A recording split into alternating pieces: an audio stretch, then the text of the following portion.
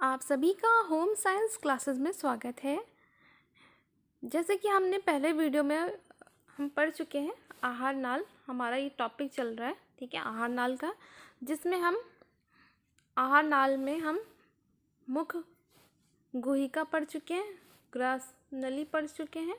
आज हमारा टॉपिक है अमाशय। आज हम अमाशय के बारे में पढ़ेंगे। उसके बाद हमारा 2 टॉपिक रह जाता है, छोटी आंत और बड़ी आंत, ठीक है। तो चलिए आज का वीडियो स्टार्ट करते हैं। हम सबसे पहले अमाशय के बारे में जानेंगे, ठीक है। ये सारा कुछ पढ़ा दिया गया है, अभी तक आपने नहीं देखा है तो आप प्लेलिस्ट में जाके देख सकते हैं, ठीक है। बहुत ही इम्पॉर्टेंट है, इसमें जो जो एग्ज़ाम में आते हैं, ठीक है, जहाँ से पूछे जाते हैं, सारा आपको पूरा नोट्स बनाकर आपको पढ़ाया जा रहा है डिटेल में, ठीक है। तो आप पढ़ेंगे तो आपके लिए अच्छा रहेगा, ठीक है। तो चलिए आज का वीडियो स्टार्ट करते हैं। हमारा टॉपिक है आज का अमाशय, ठीक है। तो अमाशय क्या है? ये 25 सेंटीमीटर लंबी एक थैलीनुमा रचना होती है, एक थैली के समान होती है, जिसकी लंबाई कितनी होती है? 25 सेंटीमीटर, ठीक है। ये जो लंबाई सारा है ये आप लोग याद रखिएगा, एग्ज़ाम में कभी कभी पूछ लेता है। तो अब इसके डायग्राम के बारे में बात करें, ये देखिए, ये इसका अमाशय का डायग्राम है। तो जैसे कि आप देख रहे हैं, ये पूरा एक थैलीनुमा आपको दिख रहा होगा ना, एक थैली के समान। ये जो है हमारा है, ये हमारा अमाशय है, ठीक। और ये वाला जो भाग है आपको पता है, ठीक है, पढ़ाया गया है, ठीक है। ग्रास नली जो है ये आ रहा है हमारा ग्रास नली। अब यहाँ आपको समझ में आएगा अच्छे से, ठीक है, देखिए ठीक से। तो ये ग्रास नली है, यहाँ से भोजन आता है अमाशय के अंदर, और जो यहाँ एक वॉल्व लगा होता है, जिसे क्या कहते हैं? कार्डिया कहते हैं, जो भोजन को वापस जाने नहीं देती है मुख में, ठीक है। तो एक बार खाना यहाँ पे आ गया, ये जो आगे का भाग है इसको क्या कहते हैं? कॉर्पस। अभी एक एक करके सारे के बारे में हम डिटेल से पढ़ेंगे, कौन कौन सा कार्य करता है। कि पाइलोरिक है, जो यहाँ पे लगा होता है वॉल, जो खाना जब इसमें आता है डिओडोरम ऑफ स्मॉल इंस्टेटाइन में, जब छोटी आंत के इसमें आता है, जब छोटी आंत में जाता है खाना, तो ये वॉल्व काम करता है, वापस अमाशय में खाने को आने नहीं देता है, ठीक है। तो अभी पूरा अच्छे से समझाया जाएगा, आपको पूरा समझ में आ जाएगा। आप थोड़ा सा देखते जाइए और समझते जाइए। आप एक बार वीडियो का अच्छे से देखेंगे तो आपको सब कुछ समझ में आ जाएगा, आपको याद करने की कोई ज़रूरत नहीं है, बस आप सुनिए और समझने की कोशिश करिए, ठीक है। तो हम पहले बात करते हैं कार्डिया की, ठीक है। ये क्या करता है? भोजन को अमाशय से ग्रसिका में जाने नहीं देता। जैसे कि वही बता रहे हैं ना आपको, जो ग्रसिका है वो अमाशय में भोजन एक बार आ जाता है तो वापस नहीं जाने देता, वो रोक लेता है, ये वॉल्व। कौन? कार्डिया। इतना समझ में आया। अब बात करते हैं पाइलोरिक, ठीक है। ये क्या होता है?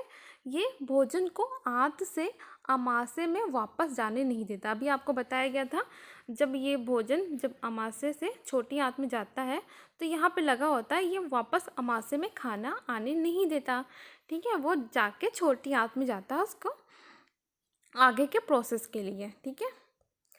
अब बात करें थोड़ा अमाशय के बारे में, इम्पॉर्टेंट चीज़ें देखिए। अमाशय की दीवार पर 4 करोड़ जठर ग्रंथियाँ होती हैं। कौन? गैस्ट्रिक ग्लैंड जिसे कहते हैं, ठीक है। इसी ग्रंथि से जठर रस का स्राव होता है। किसका? गैस्ट्रिक जूस का, ठीक है। इंग्लिश में इसको कहते हैं गैस्ट्रिक जूस और हिंदी में जठर रस। तो कहाँ पे होता है? ये जो दीवारें हैं ना, ये दीवारों पे बहुत सारी जठर ग्रंथियाँ पाई जाती हैं, ठीक है। इन्हीं से क्या होता है? जठर रस निकलता है। तो बहुत सारी होती है, छोटी छोटी सी, कितनी? 4 करोड़ तक होती है, ठीक है। 4 करोड़ तक जठर ग्रंथियाँ होती हैं, इन्हीं से जठर रस निकलता है। एग्ज़ाम में पूछा जाता है ना, जठर रस कहाँ से निकलता है?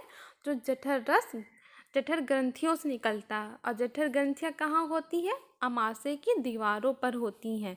कितनी होती हैं? 4 करोड़, ठीक है। इतना सब समझ में आ गया आप लोगों को, ठीक है। यहीं से क्वेश्चन बनता, वही इंपॉर्टेंट लाइन आपके लिए लाया गया है, ठीक है। आप इसको अच्छे से देखिए। और बात करें तो 1 से 3 लीटर निकलता है, ठीक है। क्या? जठर रस भोजन को कायम में बदलता है। कौन? ये ही रस, ठीक है। जब हमारे अमाशय में खाना आता है तो जो खाना होता है उसे काइम कहते हैं, ठीक है, वो काइम में बदल देता है। और जो जठर रस है वो 1 से 3 लीटर तक निकलता है। और बात करें अमाशय के बारे में, तो अमाशय में पेप्टिक सेल और पेरिएटल जिसे सेल कहते हैं, जो जिससे क्या निकलता है, एसिड निकलता है, ठीक है। 2 टाइप के सेल होते हैं, और जो पेप्टिक सेल होता है उससे एंजाइम निकलता है, ठीक है। एक तो अमाशय में 2 टाइप के सेल होते हैं जिससे एक एंजाइम निकलता है, दूसरा एसिड निकलता है। अब एंजाइम वाली की बात करें तो एंजाइम में कौन कौन से आते हैं। एंजाइम में पेप्सिनोजन, ठीक है, एक प्रकार का एंजाइम होता है, और ये क्या करता है, सभी प्रोटीन को छोटे छोटे टुकड़ों में तोड़ता है, ठीक है। जो हमारा पेप्सिनोजन एंजाइम है, ठीक है, वो क्या करता है, प्रोटीन को जैसे हमारा खाने में जो अमाशय में प्रोटीन होगा, ठीक है, अमाशय में जो प्रोटीन आया भोजन के माध्यम से, उसको पेप्सिनोजन छोटे छोटे टुकड़ों में तोड़ देता है, ठीक है, बस तोड़ता है, ठीक है, छोटे छोटे टुकड़ों में तोड़ देता है। वही बात करें कौन सा एसिड के बारे में, तो HCl एक प्रकार का एसिड होता है, बहुत ही पावरफुल एसिड होता है, ठीक है। ये इतना पावरफुल होता है कि अमाशय की दीवारों को जला भी सकता है, लेकिन क्यों नहीं जलता उसके बारे में आपको बाद में आगे बताएंगे, ठीक है। तो जो HCl एसिड है आप उसको बहुत याद रखिएगा। HCl एसिड जिसे कहते हैं हाइड्रोक्लोरिक अम्ल, ठीक है, हिंदी में कहते हैं, ठीक है। ये क्या करता है, ये हानिकारक जीवाणुओं को नष्ट करता है, जो भी भोजन के साथ हानिकारक जीवाणु आता है उसको नष्ट करता है। और एक चीज़ और इम्पॉर्टेंट है आपको बताया जाए, जैसे कि पेप्सिनोजन जो एंजाइम है और जो एसिड है, ठीक है, HCl, वो दोनों मिलकर क्या बनाते हैं, पेप्सिनोजन और HCl मिलकर पेप्सिन बनाते हैं। ये पेप्सिन जो बनता है वो क्या करता है, सभी भोज्य पदार्थों जैसे वसा, प्रोटीन, कार्बोहाइड्रेट को छोटे छोटे टुकड़ों में तोड़ देता है, ठीक है, पेप्सिन। इतना समझ में आया। अब बात करें रेनिन की, तो यह एक ऐसा एंजाइम है जो केवल दूध में उपस्थित केसीन प्रोटीन का पाचन करती है। तो जो केसीन का पाचन कौन करता है, रेनिन। रेनिन किसका पाचन करता है, केसीन प्रोटीन का पाचन करता है। सिर्फ एग्जाम में ये पूछा जाता है, ठीक है, ये आप लोग याद रखिएगा।